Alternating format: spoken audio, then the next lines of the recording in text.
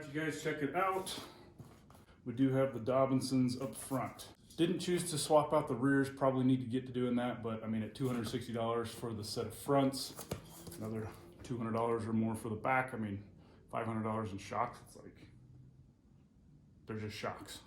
And when I say that they're just shocks, I mean, they're just kind of basic nitrocharger shocks. I mean, this last trip down to Baja opened up my eyes to, you know, high-speed rallying and the necessity of having good quality shocks. So before we do any other real high-speed rallying with this thing, extensive high-speed rallying, gonna have to look into some, you know, some better performing shocks. Who knows, over the next couple of years we'll probably get some sort of higher performance, maybe some external reservoirs. So we're kind of looking into that, but for the time being, we're gonna run with these. As far as comparing the amount of droop that the Dobinsons are gonna permit for and allow for down travel on the front end of the 100 series Land Cruiser here, we're about to kind of find out. Fortunately, the left-hand side here, after a little Baja incident with the right front shock, it came out with relative ease. The lower bolt, I didn't have to do any hacking or any cutting, so that's nice. Some cool stickers, appreciate that. So this is the big bad boy unit right here. It's nice that they put the shield, the shaft shield, they weld it right to it so that the damn plastic ones don't end up falling down. So yeah, you can see the sad state of the rack and pinion here. That's gonna probably be the next big push after this transfer case goes in and these shocks get situated. Got to replace that damn rack and pinion. I got a brand new one sitting inside on the shelf right over here, so that'll be going in next. Followed by, at some point, an appropriate skid plate. Freaking plastic radiator, which is new, is totally exposed right there. Anyway, the last video talking about the droopage of the max down travel of the front end here with the shocks being limiters. These are the old Anyhoo shocks. And so we've reached max down travel on this side right there because of the structure of the SPC control arm touching the frame. Which it looks like the shock is just kind of preventing full down travel by up to what? Not quite an inch, half an inch, something like that. So let's get some measurements with the new Dobinsons and see what the situation is here. The two compared. Yeah, indeed. I mean, the Dobinsons are going to offer somewhere in the neighborhood of about 1 3/8 of an inch additional down travel. So that's actually quite a bit, and that's probably going to be more than adequate to serve to not limit your down travel. So the concern at that point is, you know, what are you going to use to limit your down travel?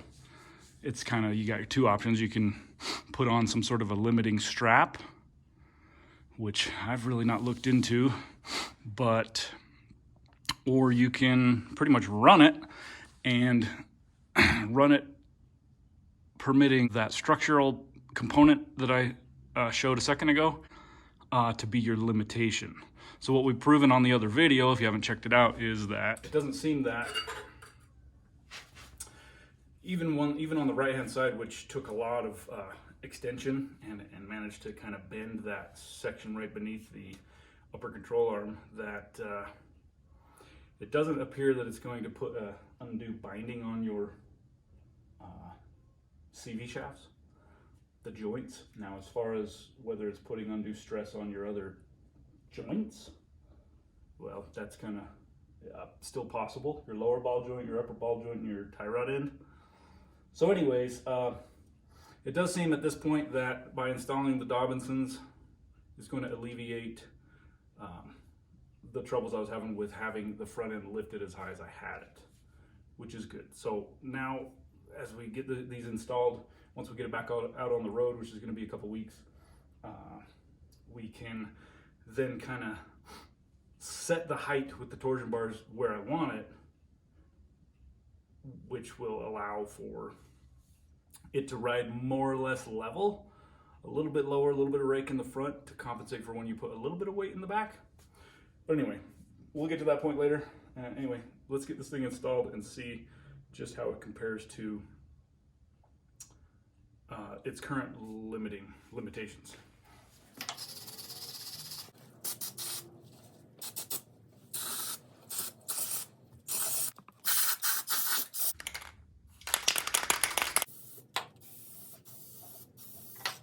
Preparation for the installation of the Cruiser Garage boot clamps. Just trying to get rid of all the grease that this damn CV axle is slung out of here.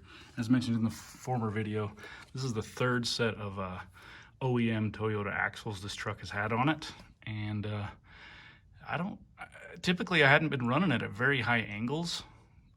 So most of this grease slung out of there before I kind of had it lifted up for these wheel spacers problems, but hopefully this will solve that. But anyway, just, yeah, a whole lot of cleanup of all the freaking grease and dirt clumps that is clumped up and collected around here. There we go, it's good as new. Return to her former glory. Let's get those new clamps installed, huh? That lower end needs to be widened out just a touch. Probably, the old man Anyhoo's probably clamped it down a little bit tighter than factory maybe.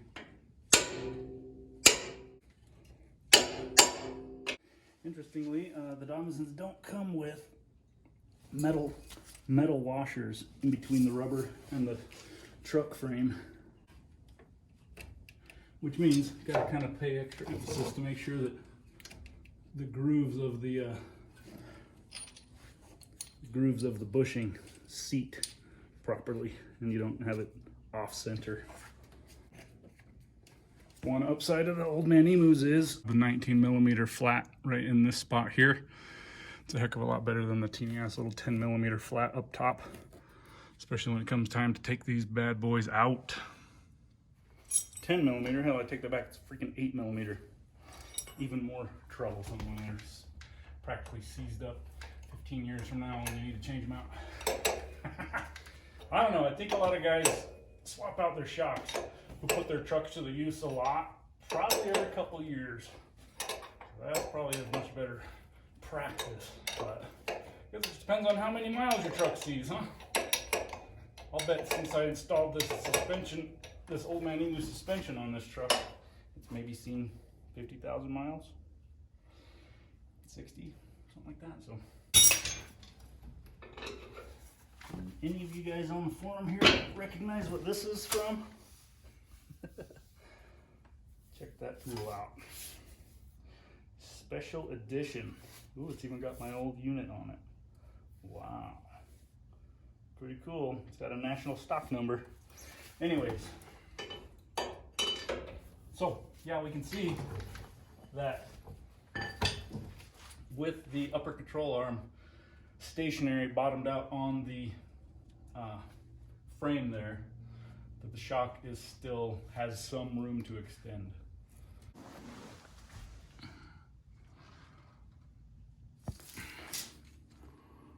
Let's say from center to top of the bushing is about, when it's compressed, about 19 1/4.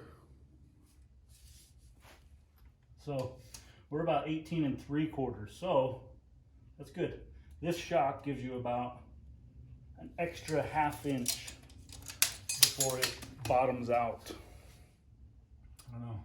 I mean, I'm gonna have to look in and see what the guys on the forum are doing with these shocks, see if they're putting limiting straps on and exactly where you would even put a limiting strap on this son of a gun. But as proven on this last tour down through Baja, as discussed in the other video, even fully bottoming out is kind of,